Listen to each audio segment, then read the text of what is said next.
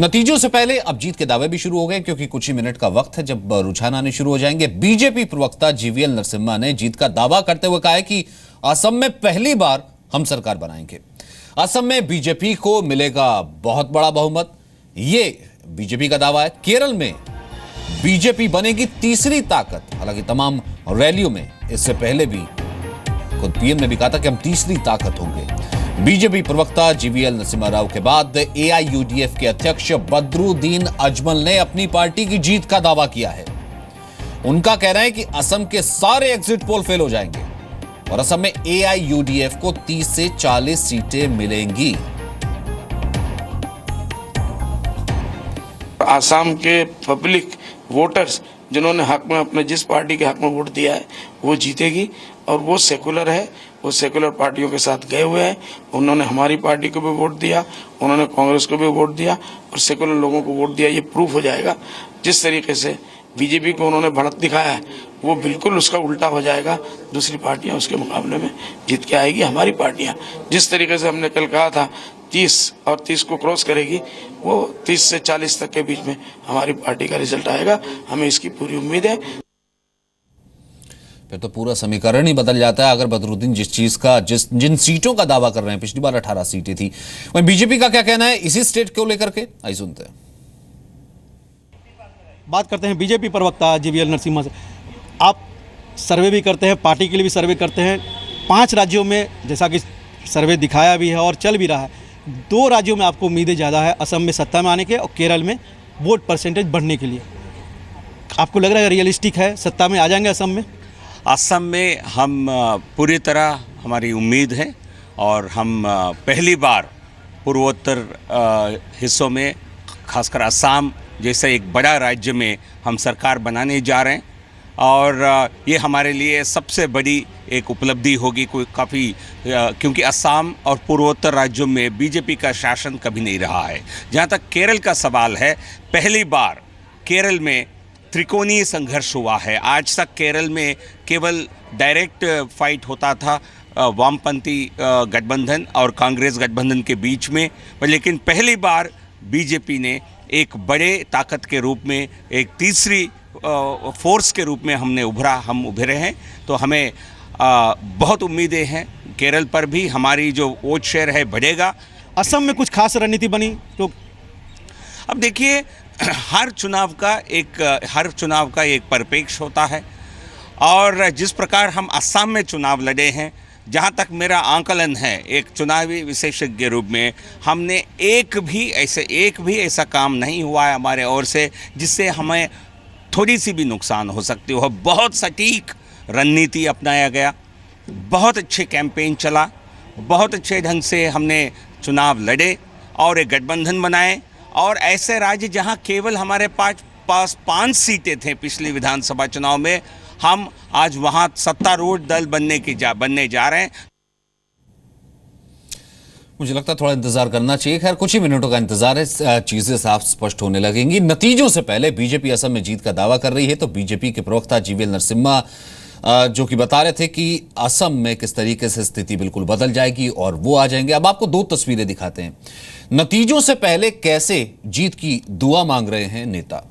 मुख्यमंत्री पद के उम्मीदवार सर्बानंद सोनोवाल मंदिर पहुंचे दिन की शुरुआत करते हुए और फिर उसके बाद अपने कार्यकर्ताओं से मिले। हालांकि देर रात तक कार्यकर्ताओं के साथ ही थे, जो उनके रणनीतिकार थे उनके साथ मौजूद रहे। पार्टी मुख्यालय उनका जाने का भी कार्यक्रम है कुछ ही देर में। केरल के मुख्यमंत्री ओमान चांडी आज चर्च पहुंचे सुबह दिन की जिस वक्त शुरुआत की, क्योंकि एग्जिट पोल ओमान चांडी का बहुत ज्यादा साथ नहीं दे रहे हैं। एक भी एग्जिट पोल नहीं दे रहा है, इनफैक्ट कह सकते हैं। तो ऐसे में भगवान का सहारा, भगवान के दर पहुंचे हैं दिन की है शुरुआत प्रार्थना करके, प्रेयर करके। चर्च पहुंचे ओमान चांडी और साथ ही साथ सर्बानंद सोनोवाल।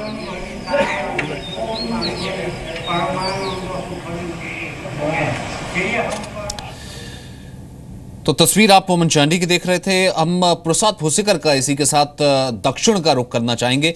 प्रसाद, केरल अमूमन एंटी इनकम्बेंसी का हमेशा मुजाहरा करता रहा है और इस बार भी कुछ अलग तस्वीर या इस बार भी कुछ अलग खबरें ऐसी वापस नहीं आ रही हैं कि एलडीएफ वापसी करता हुआ नजर आ रहा है। क्या एक एंटी इनकम्बेंसी मेन फैक्टर रहा, या फिर जिस तरीके से तमाम स्कैम्स और जो बाकी विवाद रहे सरकार के, वो भी लोगों तक पहुंचे? और इसी के साथ जुड़ा हुआ सवाल, जो तीसरी ताकत बीजेपी का जा रहा है, वो कितना इंपॉर्टेंट?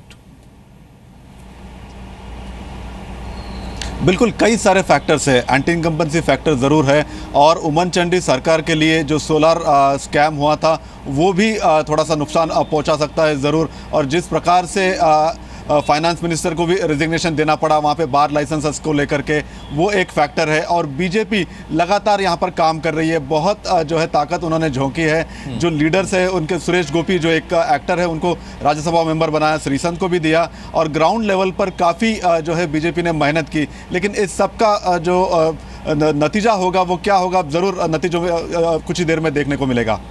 बिल्कुल प्रसाद, लौटूंगा आपके पास। सीधा मैं असम चलता हूं। इस वक्त हमारे साथ रवि मौजूद है। रवि, जैसा अब बीजेपी हेडक्वार्टर से हम देख रहे थे कि बहुत ज्यादा आशान्वित हैं असम को लेकर के, साथ ही साथ हम बदरुद्दीन फैक्टर का जिक्र कर रहे थे, वो कह रहे हैं 30 से 40 सीटें आएंगे, बीजेपी को आने नहीं देंगे। तो जब सेकेंड फेज में आप मौजूद थे, जिस तरीके की वोटिंग हो रही थी, क्या खास ऐसे फैक्टर थे जिसको लेकर के आगे बढ़ा गया, और कैसे बयार अपना जो वोट था उसे इंटेक्ट कैसे रखा गया? बीजेपी की पॉजिटिविटी की बात करें तो देखिए सचिन, एक बात तो साफ है कि फर्स्ट फेज में बीजेपी को जो बढ़त मिली है, बीजेपी का जो अनुमान है कि फर्स्ट फेज में बीजेपी लगभग 65 सीटों पर जो मतदान हुआ था उसमें से लगभग 35 से 40 सीट का अनुमान लेकर बीजेपी चल रही है, जो सबसे बड़ी बढ़त मान रही है। अपर असम है, सेंट्रल असम है, जिसमें बीजेपी को एक बड़ी बढ़त मान रहे हैं। सेकेंड फेज में जो सीटें थी, 61 सीटें थी, उसमें से 41 ऐसी सीटें थी जो मुस्लिम डोमिनेंट थी, और उसमें माना जा रहा था पहले कि उसमें बदरुद्दीन अजमल अच्छा करेंगे, अच्छा परफॉर्म करेंगे। लेकिन बाद में ऐसा मैसेज गया कि मुस्लिम वोट जो पोलराइज होकर कांग्रेस की तरफ गया, वो कांग्रेस को जिताने के लिए गया, और इसी स्थिति में अजमल की स्थिति कमजोर हुई। तो अजमल चूंकि 18 सीट से उनका पिछला आंकड़ा है 18 का, 18 से कम होते हैं या ज्यादा होते हैं, इस पर सब सारा चीज दारोमदार कांग्रेस पर है। बीजेपी का नुकसान उस क्षेत्र में नहीं है, क्योंकि उस 41 सीट में कांग्रेस और अजमल की आपसी लड़ाई है कि कौन किसकी वोट काटता है, क्या मुस्लिम अजमल पर विश्वास करते हैं या फिर कांग्रेस के साथ जाते हैं। लेकिन जहां तक बाकी जो 20 सीटें थी उसमें बीजेपी कैसा परफॉर्म करती है, ये सारा कुछ निर्भर करता है कि 35-40 सीटें ये, और 20 सीटों में से 10-15 सीटें भी अगर बीजेपी ले आती है, और बाकी उसके जो एलाइज हैं, चाहे तो असम गण परिषद हो, चाहे बोडोज हो, वो पिछले साल का जो अपना पिछले चुनाव का जो परफॉर्मेंस अगर दोहराते हैं तो उनको फायदा होगा, और उस स्थिति में सरकार आराम से बन सकती है। बीजेपी के वर्कर्स और जो नेता है वो भी धीरे धीरे यहाँ पहुंचना शुरू होंगे। स्टेट के ट्रेजरर, मतलब खजांची जो है, खजाने के मालिक यहाँ हमारे साथ मौजूद हैं। राजकुमार शर्मा जी, क्या खजाना खोला था आप लोगों ने पूरे नॉर्थ ईस्ट के लिए? जिस तरह से प्रधानमंत्री ने तमाम कार्यक्रम किए, तमाम चीजें घोषणा की, साउथ एशियन गेम्स यहाँ किया गया, मतलब तमाम चीजें, सारे सांसदों को कहा गया कि नॉर्थ ईस्ट का दौरा किया जाए, मंत्रियों को कहा गया कि लगातार आप नॉर्थ ईस्ट जाइए। आपको लगता है उसका फायदा हुआ आप लोगों को? नहीं, देखिए, आपको एक चीज क्लियर कर दूं कि मोदी जी जब सरकार में आए उस समय से उन्होंने एक पूर्वोत्तर के लिए एक स्पेशली प्यार दिखाया। तो जो काम आप बता रहे हैं वो मोदी जी का जो पूर्वोत्तर और असम वासियों के प्रति जो प्यार था वही नजर आया। और रही बात कि हमें पिछले 2 सालों से जब मोदी जी की सरकार भारत में बनी, तो उस समय से असम में भाजपा का, उस समय भी हम लोकसभा में हमारा प्रदर्शन बहुत अच्छा रहा था, और उस समय से हमें लगने लग गया था कि इस बार बीजेपी लोकसभा की परफॉर्मेंस की बात करें तो 69 सीटें आनी चाहिए, जो बीजेपी का आंकड़ा है 7 सीटें जिस तरह से बीजेपी जीती, और उसके हिसाब से मानते हैं तो 69 सीटें। आपको लगता है कि लोकसभा के समय से जो स्थितियां थी उसको आप लोग सस्टेन कर पाए? अभी तक की नहीं सस्टेन कर पाए, आप लोग सस्टेन कर पाए उस स्थिति को, लोकसभा से लेकर अब तक की स्थिति, या कुछ बदलाव हुआ है? डेफिनेटली हमारा जो 69 लोकसभा के हिसाब से जो हमारा पोजीशन है वो पोजीशन कायम रहेंगे, क्योंकि ये विजय है एक ऐतिहासिक स्थान में हम जा रहा हूँ। आज बीजेपी का अपने बल बुद्धि में ये सरकार बनने वाला, इसीलिए ये ऐतिहासिक है, क्योंकि हमारा मणिपुर में भी सरकार रहे, मेघालय में भी रहे, नागालैंड भी रहे, अरुणाचल भी रहे, लेकिन इस बार इलेक्शन अलग तरीका का है। ये यानी कि एंट्री जो थी, एंट्री बहुत जरूरी है, और उसी एंट्री के लिए फिलहाल दरकार है, और ये नॉर्थ ईस्ट बहुत ज्यादा तभी इंपॉर्टेंट माना जा रहा है। रवि, एक सवाल सुमंत मेरे इस वक्त जो खास मेहमान है यहाँ पर स्टूडियो में मौजूद है, वरिष्ठ पत्रकार, वो पूछना चाहते हैं आपसे। जी सुमंत। हाँ रवि, एक अभी थोड़ी देर पहले आपने एक संकेत दिया था कि वहाँ जो मुस्लिम वोटर है वो भी एक मूल असमिया मुस्लिम और दूसरा जो बांग्लादेशी मुसलमानों के बीच एक रिफ्ट है। मेरे ख्याल से जो आप ये कहना चाह रहे थे कि जो मूल असमिया जो मुस्लिम है, जो लगातार कई सदियों से वहाँ पर रह रहा है, उसके लिए भी एक बड़ी परेशानी का सबब बनता जा रहा है जो बांग्लादेशी मुसलमान आ रहे हैं। तो ये जो आपने संकेत दिया था, जो मूल असमिया का जो मुसलमान है वो किस ओर जा रहा है? और अभी जो आपने अपर असम और लोअर असम की बात की थी, जो बदरुद्दीन अजमल साहब जो दावा कर रहे हैं वो खास तौर पे किन सीटों पर, जहाँ पर बांग्लादेशी मुसलमान ज़्यादा संख्या में है, या कि जहाँ पर असमिया मूल के जो है मुसलमान ज़्यादा संख्या में है? ये थोड़ा मैं आपसे समझना चाहूँगा इसको। बिल्कुल। देखिए दो चीजें साफ साफ आपने बड़ा अच्छा सवाल उठाया, और यही यहाँ का सवाल भी है। बांग्लादेशी घुसपैठ को लेकर बीजेपी का लंबा आंदोलन, आपका असम गण परिषद का एक लंबा आंदोलन, और उसमें अभी जो परिस्थिति बनी थी कि बांग्लादेशी मुस्लिम और यहाँ के मुसलमान जो पुराने मुसलमान हैं, जो यहाँ के मुस्लिम्स हैं, वो वोट बढ़ता है या फिर दोनों इंटैक होके जाता है? और इंटैक होके किसके साथ जाता है? क्या बदरुद्दीन के साथ जाता है या फिर कांग्रेस के साथ जाता है? जैसे बिहार में आप लोगों ने देखा, हम लोगों ने बिहार में ये ऐसा लग रहा था कि मुसलमान बढ़ सकता है, वोट इधर उधर जा सकता है, लेकिन वहाँ एक कॉम्बिनेशन बना कि बीजेपी को रोकना है। वो वैसे भी वहाँ आए, वैसे ने तमाम कोशिशें की। तो कई बार ऐसा लगता है कि मुस्लिम वोटर जो है काफी अवेयर है और बड़ा कैलकुलेटिव वोटिंग करता है। तो ऐसा जो पहले अनुमान लगाया जा रहा था कि दोनों बढ़ सकते हैं, इधर उधर जो बांग्लादेशी मुस्लिम्स हैं और बाकी जो असमीज मुस्लिम्स हैं, उसमें बंटवारा हो सकता है, वो शायद नहीं हुआ। हम बीजेपी के लोगों से ही बात करेंगे।